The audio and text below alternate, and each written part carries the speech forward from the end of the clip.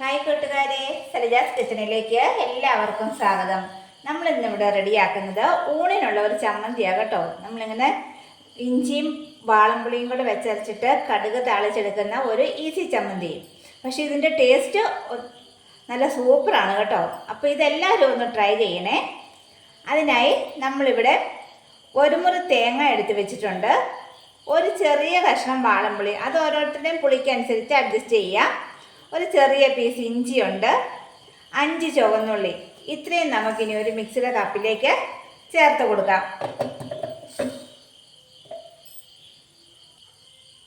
ഇനി നമുക്ക് ആവശ്യത്തിനുള്ള ഉപ്പിട്ട് കൊടുക്കാം.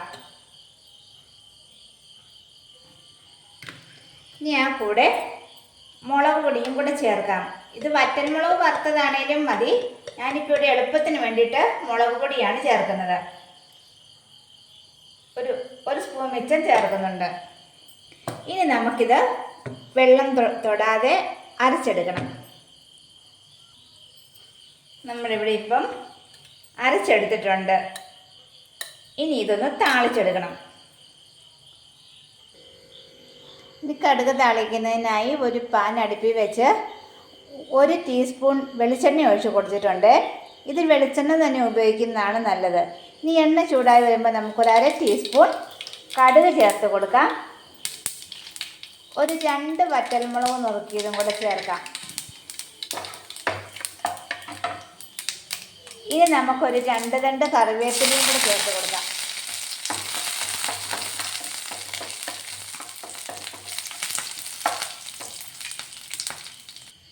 ഈ കറിവേപ്പില ഒന്ന് മുരിഞ്ഞ് വരുമ്പോഴേക്കും നമുക്ക് അരച്ച് വെച്ചിരിക്കുന്ന ചമ്മന്തി ചേർത്ത് കൊടുക്കണം. ഇനി ഇത് നന്നായി ഒന്ന് മിക്സ് ചെയ്ത് ഇതിലെ വെള്ളമയം ഒരല്പം ഒന്ന് വലിയിച്ചെടുക്കണം. ഇതിപ്പോൾ വെള്ളമയം ഇവിടെ ഒരുവിധം തോർന്നിട്ടുണ്ട്. ഇതിങ്ങനെ ഈസി ആയിട്ട് വേർവിട്ട് വരുന്ന ആ പാകത്തിന് നമുക്ക് ഗ്യാസിന് ഓഫ് ചെയ്ത് കൊടുക്കാം.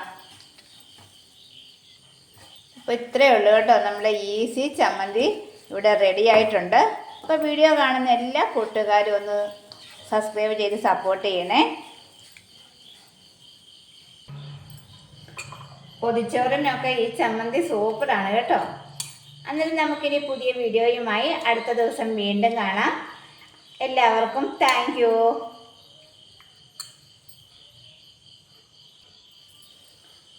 പൊതിച്ചോറിനൊപ്പം ഈ ചമ്മന്തി വളരെ സൂപ്പറാണ് കേട്ടോ. അപ്പോൾ എല്ലാ കൂട്ടുകാരും ഒന്ന് ട്രൈ ചെയ്യണേ. അടുത്ത ദിവസം നമുക്ക് വേറൊരു വീഡിയോയുമായി വീണ്ടും കാണാം. എല്ലാവർക്കും താങ്ക് യു.